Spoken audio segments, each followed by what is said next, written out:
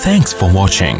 Don't forget to like, comment, share and subscribe to Mufti Tariq Masood, famous scholar.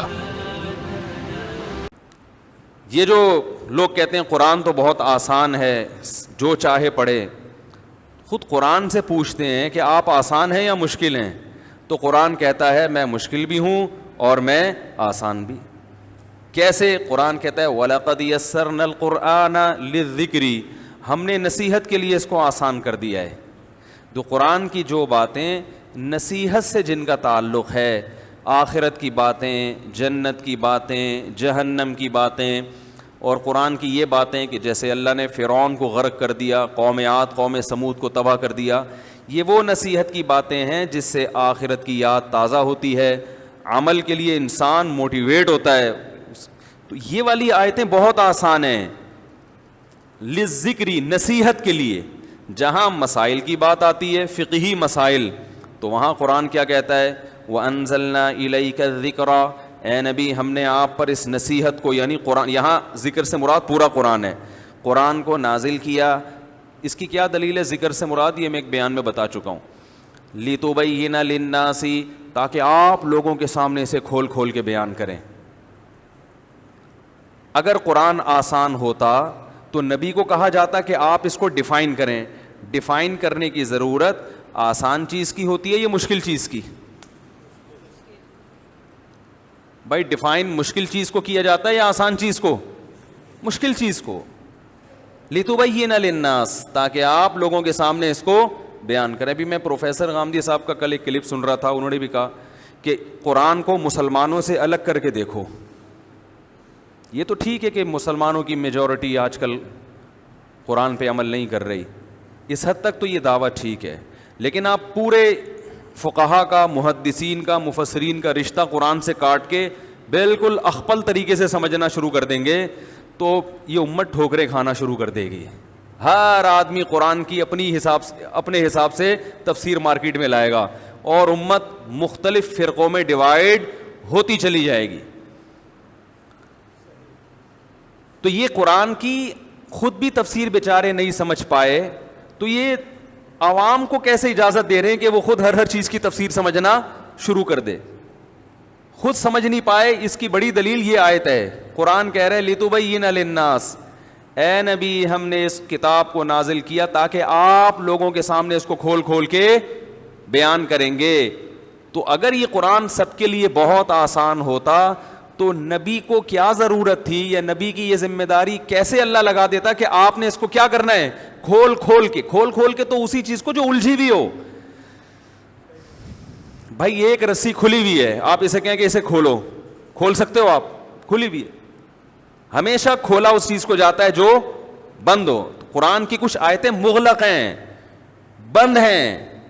یہ وہ آیت ہیں جن کا تعلق فقہی مسائل سے ہے, فقہی مسائل سے. اجمال ہے ان آیتوں میں, تفصیل نہیں ہے, ڈیٹیل نہیں ہے. تو ان آیتوں کا مطلب آسان ہوتا تو نبی اس کو ڈیفائن نہ کرتے. تو قرآن نے کہا ڈیفائن کون کرے گا؟ نبی. اتنا بھی کافی نہیں ہے. قرآن نے کہا لِتُبَيِّنَ لِلنَّاسِ مَا نُزِّلَ إِلَيْهِمْ وَلَعَلَّهُمْ يَتَفَكَّرُونَ. اس کے بعد یہ تفکر کریں گے. تفکر کسے کہتے ہیں؟ ایک ہوتا ہے فکر. فکر کا معنی ہے سوچنا. تفکر یہ باب تفاعل ہے. تفاعل کہتے ہیں تکلف اور مشقت کے ساتھ کوئی کام کرنا. تو یتفکرون, اس کے بعد اگلا اسٹیپ ہوگا یہ لوگ پھر اس میں مزید گہرائی میں گھس کے تکلف کے ساتھ, محنت کے ساتھ غور و فکر کریں گے. فکر نہیں بلکہ تفکر کریں گے. تو اگر یہ آسان ہوتا تو اس میں اتنا ڈیپ میں جا کے, گہرائی میں گھس کے غور و فکر کرنے کی ضرورت تھی؟ نبی کے بیان کرنے کے بعد اگلا اسٹیپ ہے یہ. تو پتہ چلا کہ صرف حدیث بھی کافی, بولو بھائی, نہیں ہے, بلکہ آگے اجتہاد بھی ہے مجتہدین کا. اس تفکر کو اصطلاح میں کیا کہا جاتا ہے؟ اجتہاد. اچھا ایک اور بات بتاؤ مجھے, بات سے بات چل پڑی ہے. تفکر جب کیا جائے گا تو پورے قرآن پہ, اور قرآن کی تشریح حدیث ہے, تمام حدیثوں پہ, یا آدھے قرآن اور آدھی حدیثوں پہ؟ بولو نا بھائی. تو پتہ یہ چلا کہ تفکر کے لیے یہ ضروری ہے کہ جو غور و فکر کرنے والا ہے اس کے سامنے پورا قرآن اور تمام صحیح احادیث ہوں.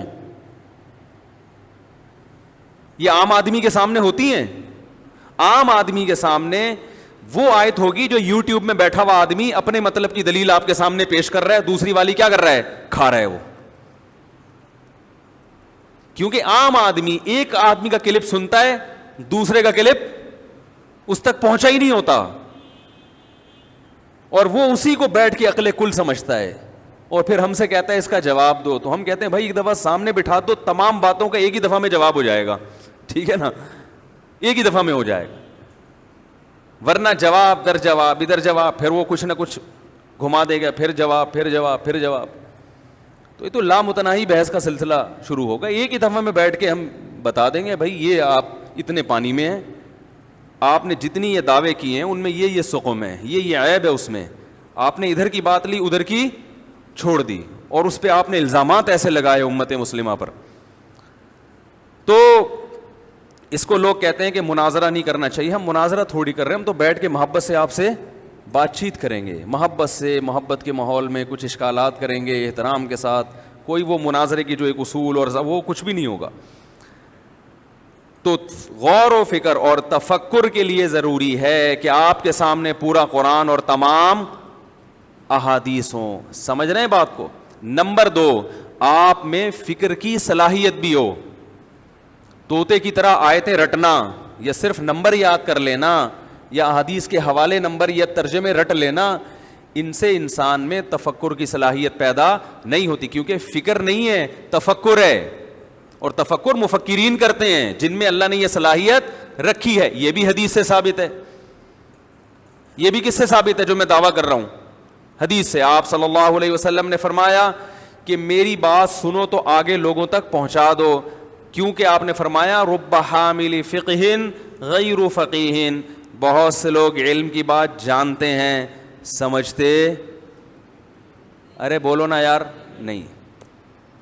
کیا مطلب ممکن ہے ایسے کو پہنچا دو گے جو جان بھی لے گا اور سمجھ بھی لے گا؟ پتہ یہ چلا میرے بھائی, کچھ لوگ حدیث کے الفاظ جانتے ہیں, لفظی ترجمہ بھی جانتے ہیں, اس کا حقیقی مفہوم کیا ہے وہ مفہوم وہ نہیں سمجھتے. جبکہ آپ کہہ رہے ہیں ہر آدمی قرآن و حدیث سمجھ سکتا ہے, نبی کیا فرما رہے ہیں ہر آدمی نہیں سمجھ سکتا. اب بتاؤ حدیث کے مطابق ان لوگوں کا دعویٰ درست ہے جو یہ کہتے ہیں ہر آدمی قرآن حدیث سمجھ سکتا ہے, یا میرا دعویٰ درست ہے؟ میں کہہ رہا ہوں ہر آدمی نہیں سمجھ سکتا. یہ حدیث سے ثابت ہے. کون سی چیزیں نہیں سمجھ سکتا؟ جو گہرے فقہی مسائل ہیں, نصیحت کی باتیں ہر آدمی سمجھ سکتا ہے, پڑوسیوں کے حقوق, آخرت کی باتیں, وہ تو احادیث میں جو فضائل کا علم جسے کہا جاتا ہے. تبلیغ والے کہتے ہیں نا علم 2 طرح کا, ایک فضائل کا اور ایک مسائل کا. تو فضائل کا علم جہاں تک ہے جس کا نصیحت سے تعلق ہے اس کے لیے فقیہ ہونا ضروری نہیں ہے. جو مسائل کا علم ہے اس کے لیے فقیہ ہونا ضروری ہے, وہ ہر آدمی کا کام نہیں ہے. تبھی تو فقہاء نے ریسرچ کی ہے اور ان کا ریسرچ میں اختلاف بھی ہوا ہے. اگر قرآن و حدیث میں مسائل کا باب اتنا آسان ہوتا تو اتنے بڑے بڑے فقہاء کا مسائل سمجھنے میں اختلاف ہوتا. پھر کوئی بات مشکل ہوتی ہے تو اس کو ڈیفائن کرنے میں 2 رائے ہو جاتی ہیں نا, جو آسان بات ہے اس کو ڈیفائن کرنے میں 2 رائے نہیں ہوتی. مفتی طارق مسعود صاحب کے بیانات سننے کے لیے youtube.com/مفتی طارق مسعود کو سبسکرائب کریں, اور اگر آپ لائیو ویڈیو کو کبھی بھی مس نہیں کرنا چاہتے ہیں تو سبسکرائب کرنے کے بعد بیل آئیکن پہ کلک کرنا مت بھولیں. جزاک اللہ.